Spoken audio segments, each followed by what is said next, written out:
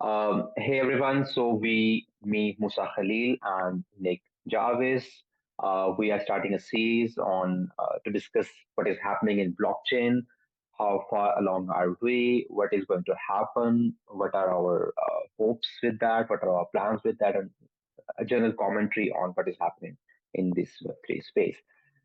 This is Musa Khalil. I'm token engineer and I am helping projects build a robust economies, sustainable economies, fair economies, and good incentive models so that the token economy can flourish. And with me is Nick Chavez, and he is the founder of Abundance Movement. He's working on developing a next gen application around Web3 and with a purpose driven and value driven ecosystem. Hey there, Moosa. Thanks so much. Yeah, so I just wanted to give a little bit of insight into who I am, what I do, why I do it, etc., etc. And yeah, so I'll just give a little bit of a backstory about myself and Moosa. Myself and Moosa, we met through Upwork many months ago now, and we started working together on a humanitarian project, a project that's all about helping people, and it's not like a traditionally commercially driven project or anything like that. It's more of a project that is about giving the power back to the people. And basically, myself and Musa met. I needed someone to help with my tokenomics. Musa is just a incredible human being when it comes to tokenomics and understanding the intricacies of a seriously complex economy system, and forecasting and all this type of thing. And basically, myself and Musa, we've come together around this humanitarian element because we both believe that the world, the way it is today, is not sustainable the way it is today. And so we're working together to build projects and spread awareness, about, the power of blockchain and how the evolution of blockchain can actually serve humanity. And so basically, to cut a long story short, I come from a background of property, as well as basically entrepreneurship, and basically I got COVID. I was in hospital in ICU for 3 weeks, fighting for my life. Before that, hustling, thinking just about myself and my immediate family. What I can, you know, survive at the end of the day. What can I do to actually provide value to others so I can be able to survive. But just thinking about myself, not thinking about the outcome of those people that I sold those properties to, or that I didn't really think about the, how do I say, the longevity of that relationship. It was more about, get the sale, get out, go on to the next one. Um, and I think we've been brought up in a culture of being like this. It Yes, goes exactly. from way back when, with regards to how, you had the originally, the American gold rush, come to the city. We're going to make your dreams come true. Come work and earn. And then, we end up going into the situation where our kids, our sons, Isolated. Yeah, we are also yeah, isolated. we their role models became their mothers. Their fathers weren't at home. They were like, or in the industry, trying to chase the golden ticket to the top of the hierarchy, if you like. Yeah, um yeah, and very well said. that's, for me, that's where the industry of the world started, and where we started to get into competition with each other, and into, you know um how do I say, power struggles, with with each other, instead of thinking of each other as, individual human beings, sovereign human beings, and providing value to each other on in a longevity way, not in a, you know get a sale, move on type of thing. We Mm, So, that's where the whole project, of what myself and Musa are working on, originated. from those kind of foundations, if you like. Because That's great. Yeah, I got sick of it the is. hierarchy. I got sick of all of that. A And lot of people are now. yeah, exactly. And I think Yeah. the COVID pandemic is like poured massive flames onto that fire as well. Where people believe that home life is more important, and now, we're Mm, coming into, we've had the great walkout in America and everything. And, I'd love Moosa to discuss more about the creator economy, and how we've basically, what's happening and what he feels is the next step in our evolution in that area. Maybe you could speak on that, Moosa. mm. Yes, yeah. I mean, thank you. That was a great start. That was a great start. And I have chosen Web3 evolution, a quick snapshot of the topic of this discussion, and we'll just quickly walk people through on what's happened till now. I mean, a general commentary on that, and what we think. Is it going to be better or is it going to be worse than what it is right now?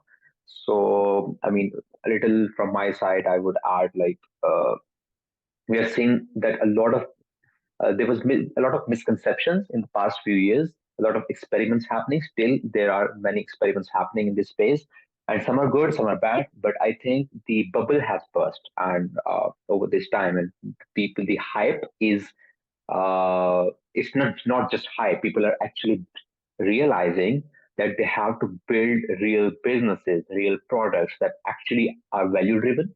What was the core, which was the core of the blockchain as well? That is what blockchain. It was like blockchain gave you, uh, you know, a magic hat, and you are just wearing it to do, for example, labor or something. I mean, you're not using it to the full potential or something, right?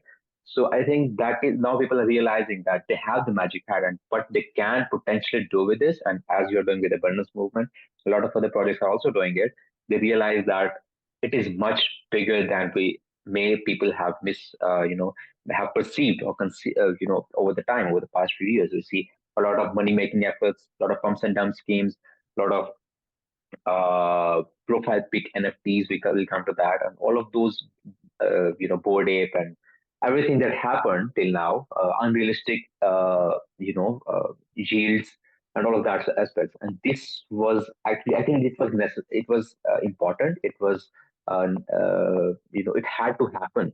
So we could come to this point in time, and this is a great. And I think now people I see as I'm basically providing this service of token economy design. I feel that a lot of new projects that are coming up have more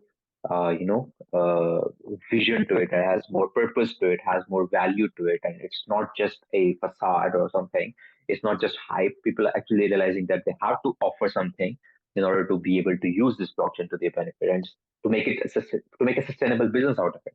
So I think is the quick snapshot on that. And what are your like if I ask you to act like in a 2 minute, what do you think has happened till now? What do you feel about the future? So I feel that the future is about community.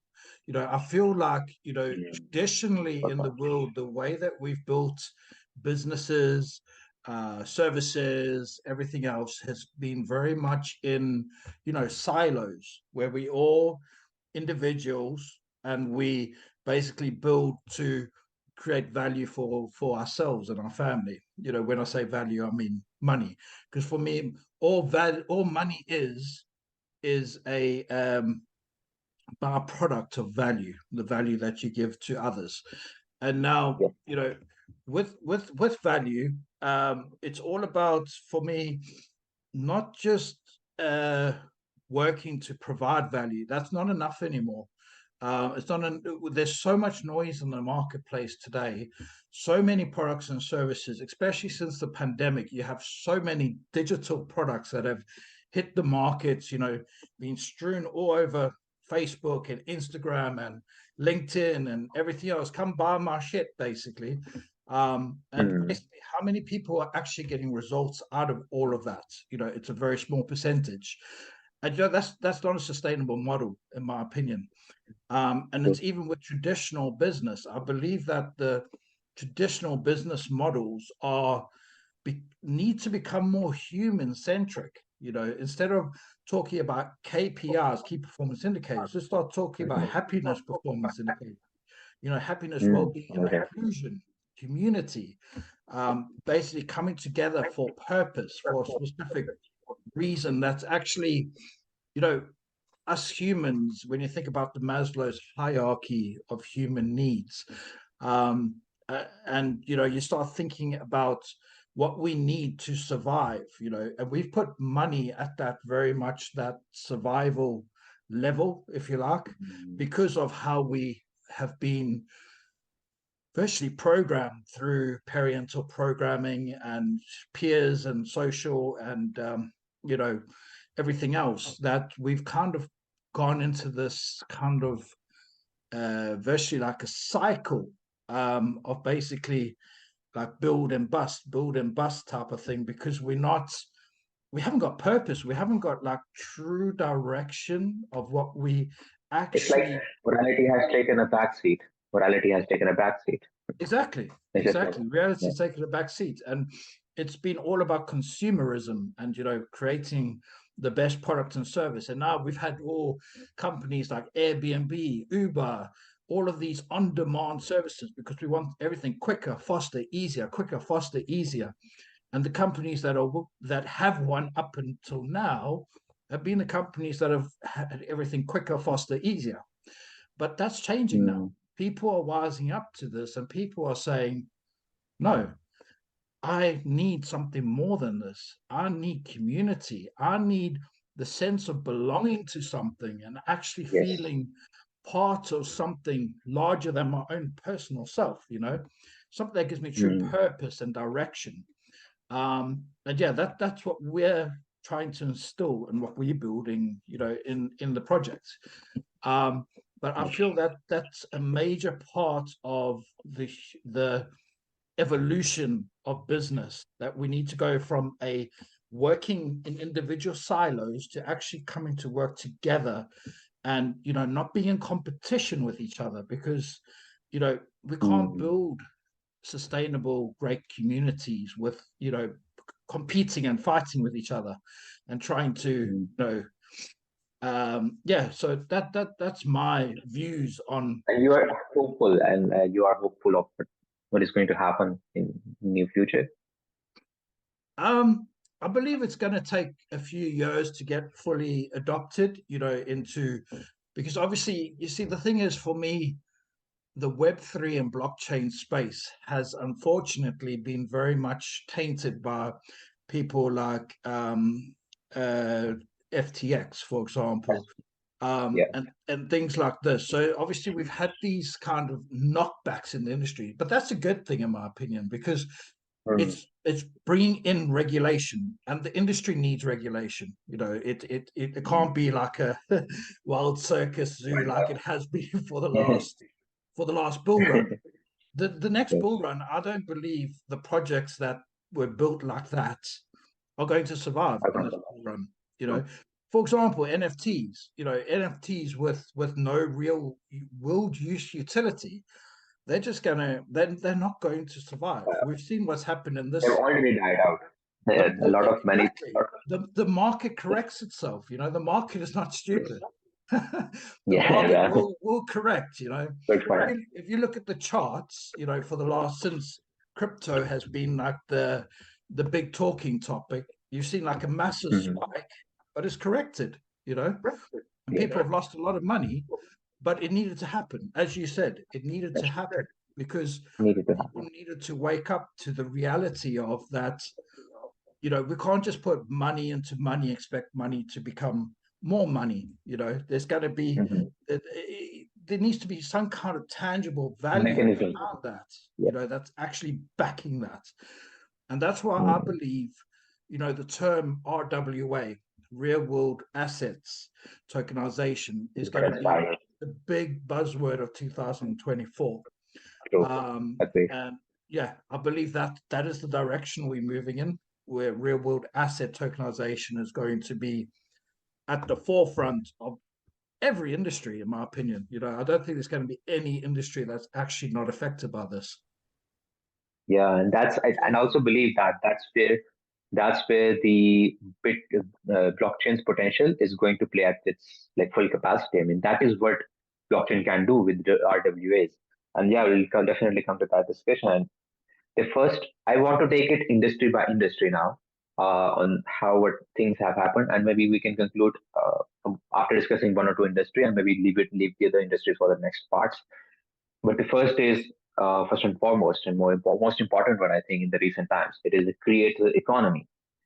What do you think is, what do you think it actually means, when we say creator economy? What what happens in your mind? What do you understand, and what do you think it has been perceived over time? But I mean, is it misrepresented? Is it misinterpreted? Is it misused? Or whatever, what is it? What do you think? And what should be the right form of this creator economy, in which you think it will be in its most purest and sustainable form? So I think the creator economy has, you've got that term that you think of, the poor artist, the starving artist. That's what I wanted to say. Mm, The starving artist. And I believe that has been, um it's it's the followings on the social media, etc., that have, you've had to have large followings to be able to actually make your impact. You may have a great way of creating art. You may have a great, but no one knows about you. You're not discovered. You're hidden. You're hidden in a sea of creator noise. yeah.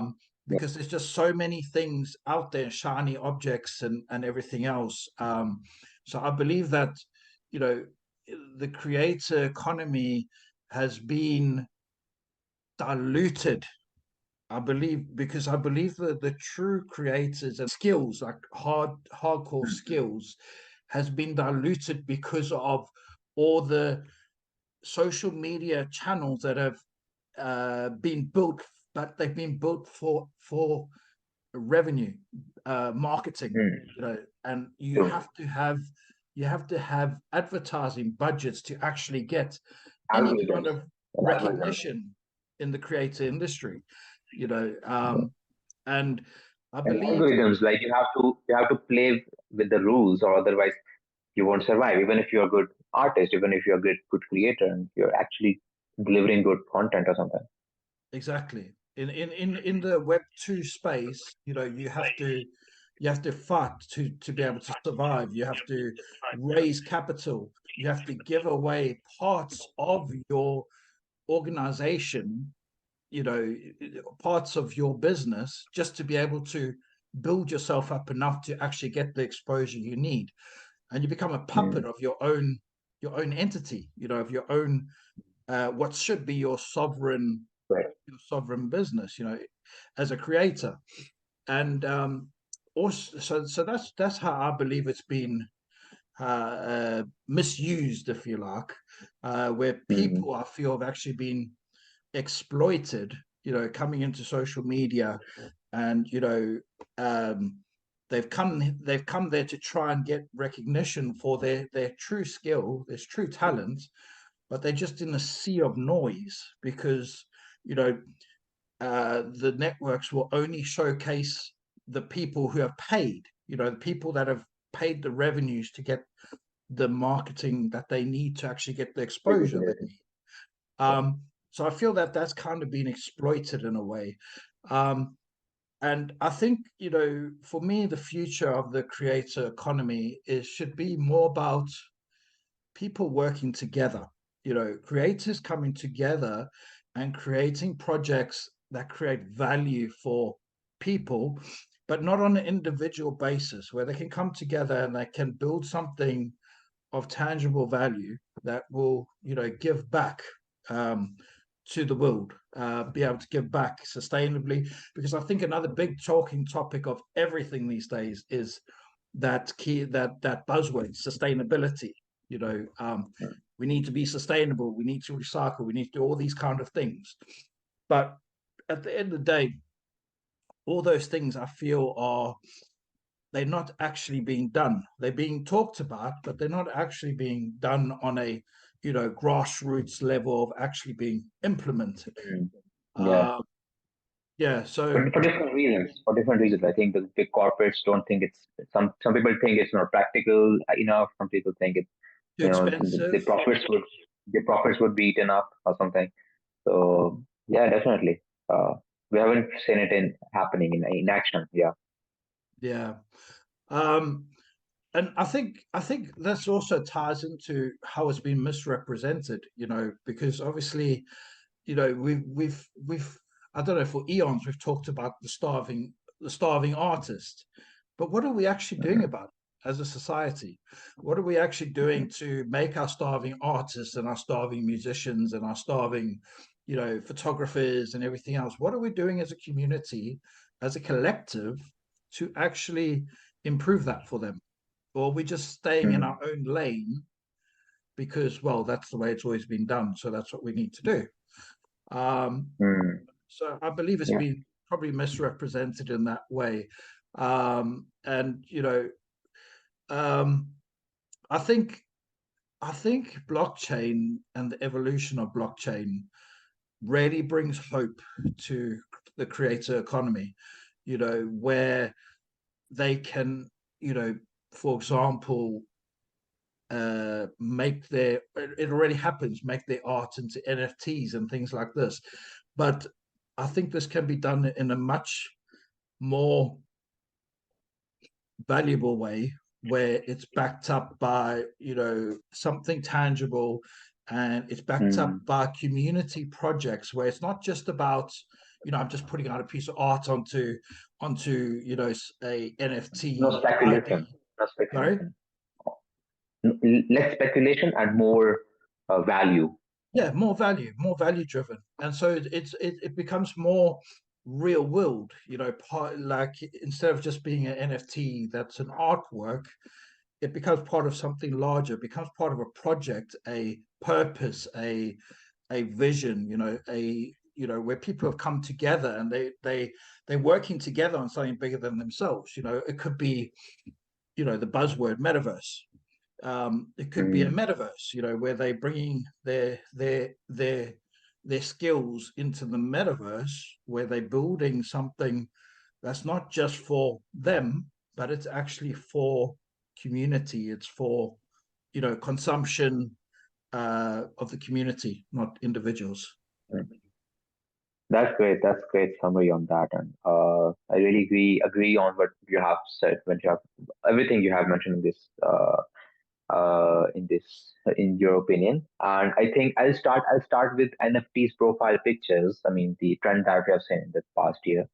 I think it has been misunderstood largely because I'm not denying the that it does not have potential, like the profile pic NFTs or the artwork NFTs do not have potential. They have potential, but in a very specific way. Like, for example, I think it's a good use case if you're a Harry Potter fan, for example. I'll give you an example. So if I don't know if you have played the Hogwarts Mystery game, I'm just playing these days. So I thought of this example, and this is a very cool example. So understand the utility of the NFT and how it is misunderstood. It is better. It's the best way to explain it, I think. In Hogwarts Mystery, you have in the room of requirement, if you are familiar with like all the jargons. So you have your own space. And what you can do is you can have your own furniture. You can have your potions table. You can have your different portraits hanging. You have different, for example, scarves, Gryffindor scarf, your house scarf, and all of that as well. So if, for example, someone comes in and brings that the NFT that is that has it, the NFT has to have the context for this profile pic NFT to sell, right? It has to have context. It should not have to be like you tell them a new story, but they have to have a community already that recognizes the value of that NFT. So if, for example, I say that in this game, for example, I have this Hedwig NFT, this owl, and you can get this owl in this game and have it like as your messenger in the game, right? So it has a lot of context. So every Potterhead would actually would want to get that because they have context, they have like story, they have the books, they have like the whole fantasy world, and they understand what this means. They want to be associated with Hedwig, for example. They want to be associated with certain house. So this is where I think there will be value. I mean, when there is a little context to it. Otherwise, if you are a new project, you're just throwing it and just for the only for the money making purposes. I don't think it's a good move. And for example, we have because of this misunderstanding, we have not paid attention, but but we are paying attention now of the potential of NFTs in the form of, for example, you are doing 1155 ERC standard. So what you're doing is fractionalized ownership of real world assets that are tokenized. I mean, that basically inspires me a lot. I mean, I think that is going to be the highlight of the next 2 years, right? You are basically allowing every individual to own and participate in an investment landscape from their mobile phone, from the convenience of that, and basically own a part of something big. And when they do good, then the NFT, I mean, that has value, that has something linked to it. For example, a real world asset, as I said, which is tokenized. I get value from that, and that gives me inclusivity as well. That gives me convenience as well, and I think that is the thing about NFTs that I'm very excited about. And it has just been, I would say, not paid attention to. No one now, as only now people are paying attention to it, right? I mean, people are understanding that this could be the best use case of an NFT, like for example, 1155 standard. And there are a lot of many other utilities as well. So I think this is what the realization has is happening, and this is good for the creator economy to happen for artists as well. So if, for example, we take Taylor Swift's example, Eras Tour, for example, if you're following that, so that is a good representation of what happened to her. I mean, to her labels. I mean, to her records, and now we see a real life example on what the artist is facing in real world. I mean, big artists like Taylor Swift or something like that, celebrity like that, is facing that sort of royalties issue. So that sort of problems in even being at that stage. So she's re-recording that. So I think we could imagine how bad would be the status of the lower class. I mean, these you know the the artists that are not, yeah, that are not making it, right. So I think that is what gives us a good visual visualization on where we are standing in the creator economy. And this is where the blockchain comes in and saves the artists and saves the creators and basically own their content, own their assets, right, and monetize it with their own free will and not by someone else's, right, and someone else's influence, things like that. So I think that is a good thing. And yeah, the next thing, if you have any like anything to add to that, uh, before we close the creator economy topic. Um, yeah, I think as a creator, I definitely believe you're correct with how the NFTs can be used, and I think a big part that a lot of people maybe don't understand yet with regards to this new technology, blockchain technologies, and things like that, is that it can be used for good. It doesn't have to necessarily just be used for making money, which has Hmm. been how it's been. It's been peddled as a ledger of basically transactions, but it doesn't Hmm. just have to be a ledger of purely transactions.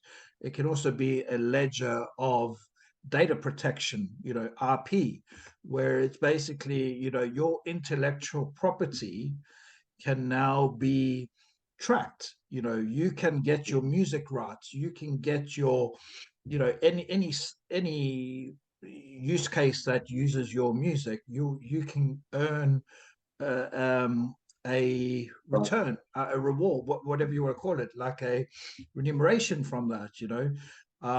And I think that's another powerful use case of NFT where a creator can actually be remunerated time and time again whenever their IP is used, by anyone else. Um, Hmm. and also the resale of those rights as well. For example, if you on the secondary markets, selling an NFT on the secondary markets, but you as the primary holder will still get the remuneration of that. So I think that's another important element for creators, where their IP is being protected, and also they are also getting remunerated for it. Automatically, no human greed can come into it. No middleman or anything like that. So yeah, that's my 2 cents worth. Mhm. So I think this has been a good discussion. And what do you expect from this series that we are going to do, Nick? What are going to be the benefits of it? What do you expect to come from this activity that we have planned? Do you plan to be consistent? And I will try to. Yeah. Yes, I would love to be doing this every week. If you can manage that, I would love to be doing this every week. And I would love to be, you know, my goal of this series is to create awareness of, the true not the purpose, the true possibilities of Potential, yeah. potential of blockchain technologies, and what it can actually do. I want to open people's eyes to, not just that, it's a way of earning money and you can get returns and you can invest in crypto coins and blah, blah, blah. But instead of looking at this as a way of actually, you can create a whole economy literally Mm. through this new technology that can be completely decentralized, completely uh, Yeah. in the favor of the people, where it's not Mm. about, centralization, and you can protect your data as well. So I want to open people's eyes to, what is actually possible on blockchain, where we've come from, and, where I feel that we're going, and where Mm. we're going to end up. That for me is what I feel like this series should be about. That's great. Yeah, yeah, and how people can contribute to our ideas, and we could, obviously raise awareness among the people with the true potential of blockchain. Yeah, true. So yeah, that brings us to the end of today's series. Would love to get a feel for what the audience, what your opinion is. We value our communities and our audiences, and we'd love to know, you know, what your thoughts are on this topic. Um, and also, any other topics that you would like us to cover in future series episodes, please let us know, and we'll make sure to cover those for you as well. I don't know if you've got Or if they anything. want to be part of the series as well, in some Yeah, way. exactly. Obviously, this particular series, it was our first one, so we didn't do it live. But in the future, we will be doing live audio sessions on LinkedIn, and we'll be streaming those on YouTube and Facebook as well, I believe. So yeah, feel free to jump in as a co-host with us, and ask your questions or bring some value to the audience as well. Tell us what you're up to in the world of blockchain, and what your views are. Yeah, and I think that wraps it for today. And maybe see you in another video of this series. I'll request you to stay tuned as we have more exciting topics coming in, such as finance industry, service-based industry, gig economy, X1 projects, and gaming industry, and all of those exciting topics are coming in the next video. So I'll just want you to stay tuned and keep supporting and keep sharing your opinions, commenting, and everything. So thank you so much. Take care. Bye bye. Bye bye.